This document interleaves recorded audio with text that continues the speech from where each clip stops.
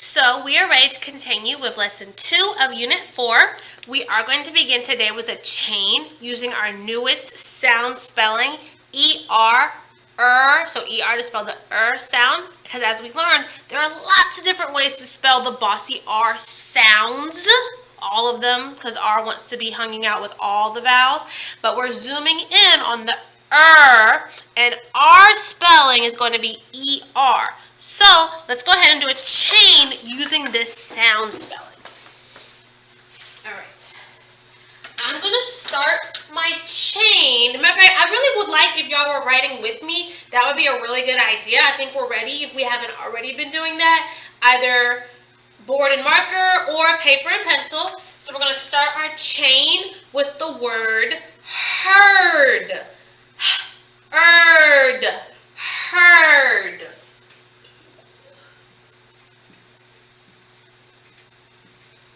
Heard. Now, I want to go from heard to her. From heard to her. What change am I making to go from heard to her? I'm dropping the ending sound. Good. I'm going from heard to her. Excellent. From her to per. Her to per. I'm changing the beginning sound. Good. I'm going from to purr. And that's not like purr like the little kitten on our cat book makes, like purr. That's a different spelling, different sound. This is purr like if I say I have one cookie per child and there's 3 children, then there's 3 cookies, so 1 each. So this purr means the same as each. So yeah. So from purr to perk.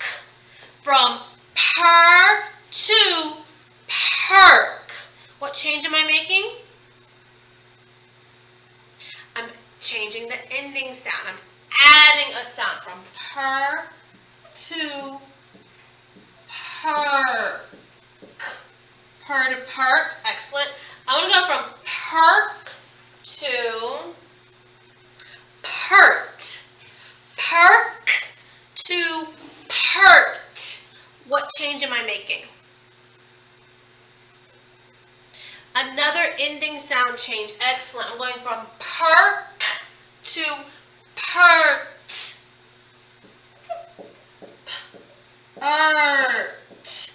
Pert. Now, we want to go from pert to perch. Pert to perch. What change am I making? Still the ending sound. I'm going from ts to ch. From ts to ch. So,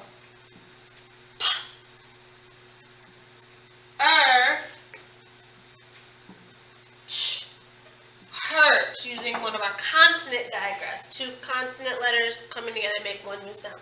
From perch to perm. Perch to perm. What's happening? Still, again, the ending sound. Excellent. I went from ch to perm. Perm. All right, I'll make this the last word. From perm, I would like to go to term. Where am I changing now? From perm to term. The beginning sound is changing. I went from p to t. Good. Term. Term. And I know I said that's the last word. Yep. That's the last word. That's going to be the last word in this chain. I could keep going, but I think we get the and let's read what we wrote. Heard. Her. Per. Perk. Pert. Perch. Perm.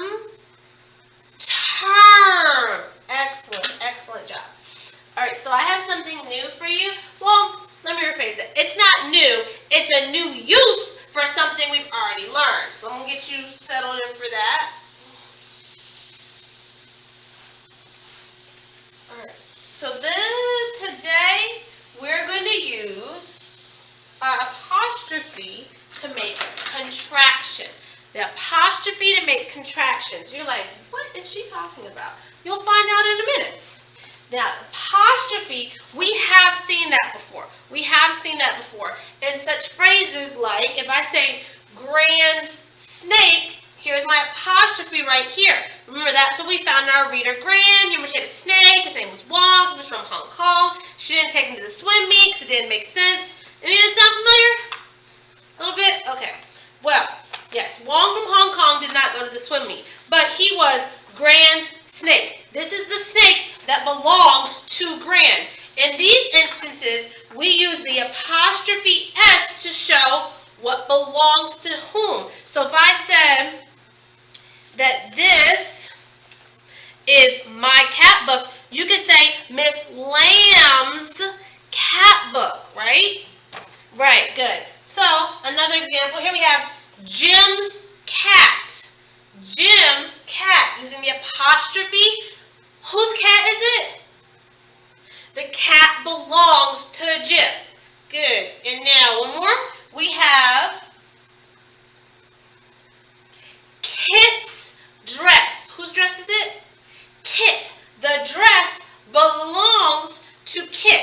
Now each of these is an example of using the apostrophe S to show that something belongs to another person. That's not what we're doing today. That's old news. We've done that before. We today are going to use the apostrophe in a different way.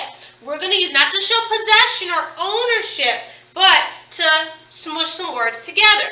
That apostrophe has some pretty cool tricks. So, let's say, so we have the words, so yes, I told you the apostrophe, the words, let us. So let's read these short, excited sentences. Let us go. Okay, yeah. Let us read. Cool, cool. Let us play.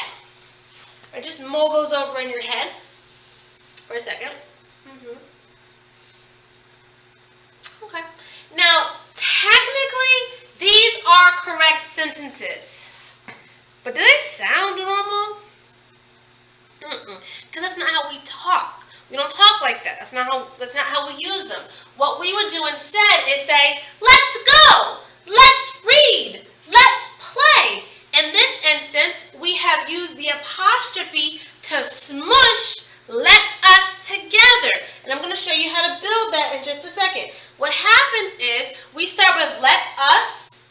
We take let us, not lettuce, like the green leafy thing. No, let us. And to smush them together, what we have to do is we're going to cross out the U and we're going to replace it and we're going to add an apostrophe. So now we have from let us minus the U plus the apostrophe, we have let's. Let's. So that's the only contraction we're doing today. I'll give you some more next time. But yes, let us, when we smush it together, we hi-ya the U and add an apostrophe. This apostrophe's got some pretty nifty tricks, guys. So let us becomes let's. So let's get into our new reader. Let's get into our new reader. Our new reader is called the Green Fern Zoo. And we will see contractions in our new reader. We're going to see them. So in today's story, we will see the contraction we just learned, let's. Because let's and other contractions allow for us to write more similarly to the way that we speak. They're very important. So in this reader, I'm going to preview some vocabulary with you guys. In this reader, I'm going to preview some vocabulary. We're going to talk about, so just the title of it, the Green Fern Zoo. Well, first I want to show you the word fern. See, here it is right here. Fern. Well, it's the title of this text, but also a fern is a plant that has large green leaves. A fern is a plant with large green leaves. As a matter of fact, let me see something. Let me just double check. I might know what I'm talking about.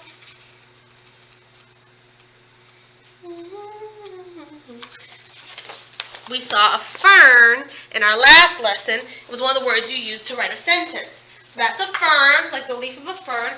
We're also going to see zoo. We know what a zoo is. That's the place to go. You see all the animals, and you ooh and you ah, and they might be awake and they might be doing something.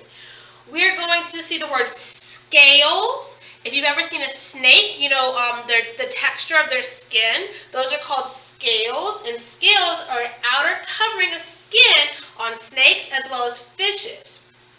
They protect the body of the animals that have scales. The next word I want to preview with you is sting.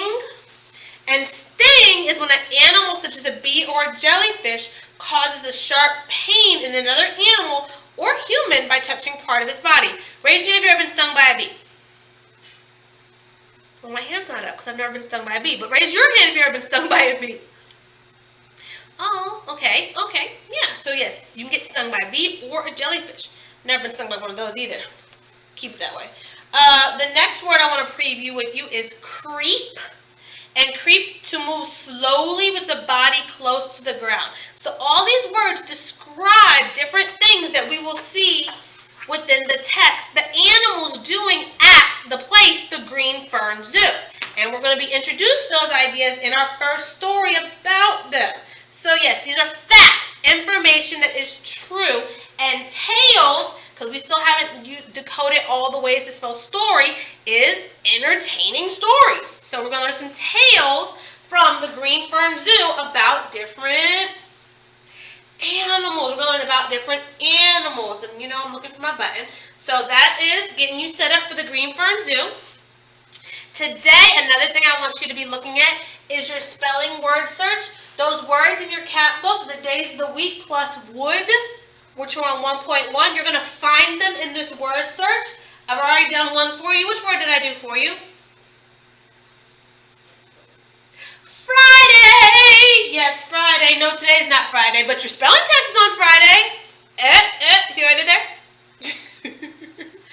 Okay, so here we have 3.2, and that is where you're going to answer questions about the text Meet Vern. And you know what? We haven't done this in a while. I actually want to read Meet Vern with you. I'm not answering the questions with you. I got a whole separate set of questions. But I do want to read it with you. So, come on.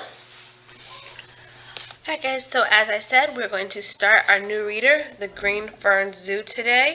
We will open it to the table of contents so we can prepare to read the first story titled Meet Vern. You see how Vern uses our new sound that we just got yesterday? So on page number 2. Let's go ahead, page 2. And let's meet Vern.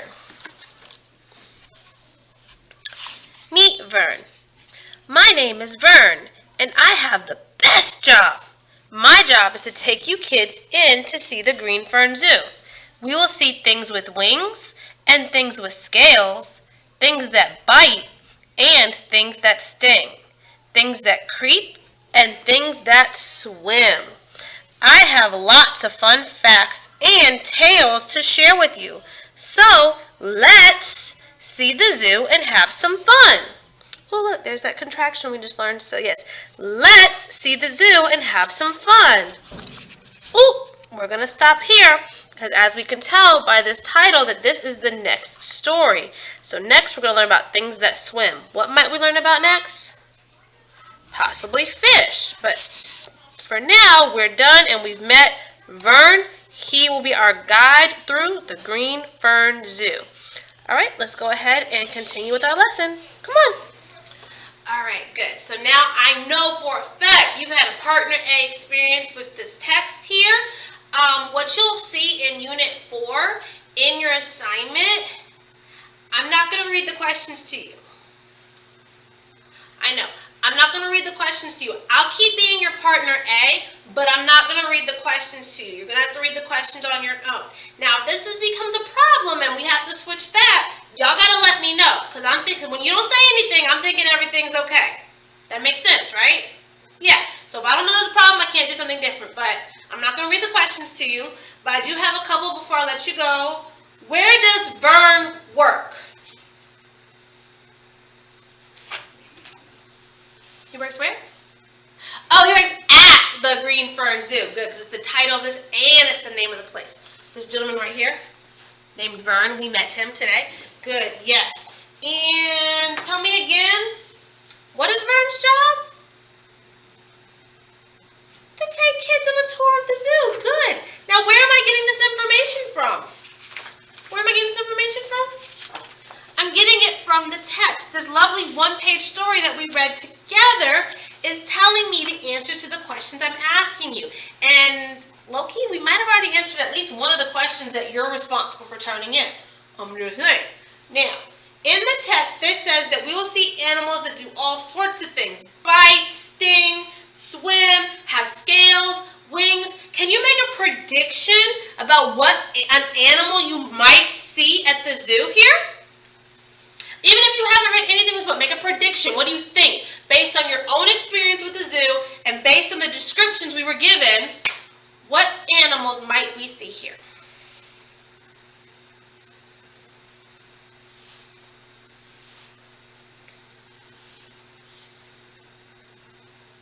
Maybe a lion. Okay, I'll go with that. A tiger. All right. A bear. Oh my. That might be too old for you. You might not know that reference, but yes, lions and tigers and bears. Oh my! What else could be at the zoo? Something that...